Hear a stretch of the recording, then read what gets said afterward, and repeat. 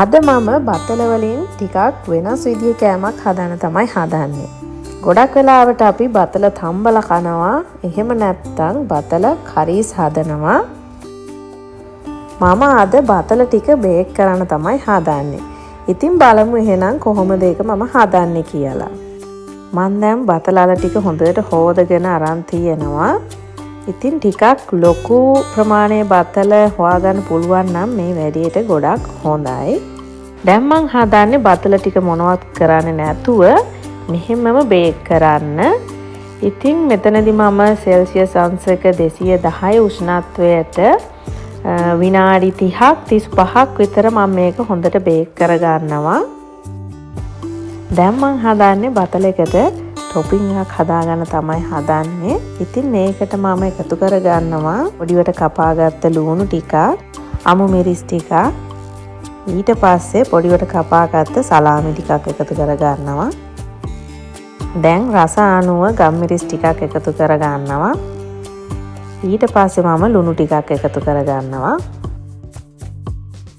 දැන් මම cream cheese ටිකකුත් එකතු කරගෙන මේක හොඳට කවලම් කරගන්නවා.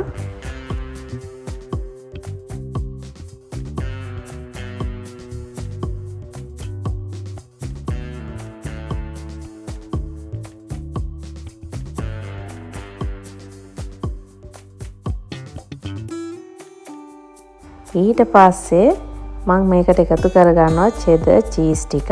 ඉතින් ඔයගොල්ලන්ට කැමති වර්ගයේ චීස් එකතු කරගන්න පුළුවන් මේකට.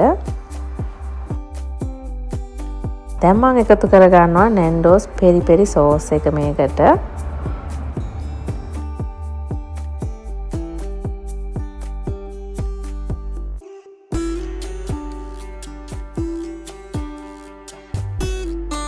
දැන් ඒක හදාගෙන ඉවරයි. අපි බලමු කොහොමද බතල ටික බේක් වෙලාද කියලා.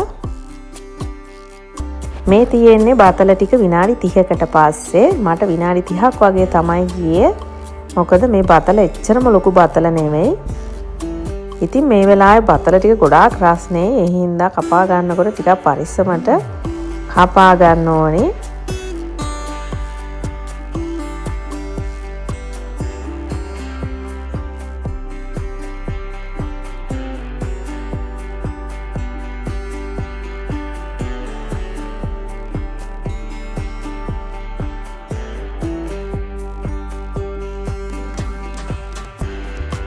ඔන්න ඔය විදිහට මම දෙපැත්තට කපාගෙන මේක ටිකක් කවලම් කරගන්නවා ගෑරුප්පුවකින්.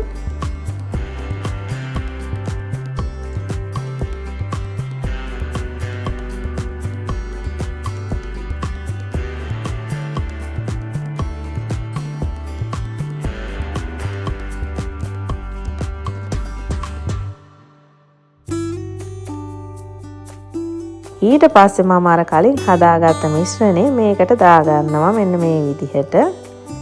දාගෙන ඒකත් ටිකක් බතල එකත් එක්ක හොඳට කවලම් කරගන්නවා.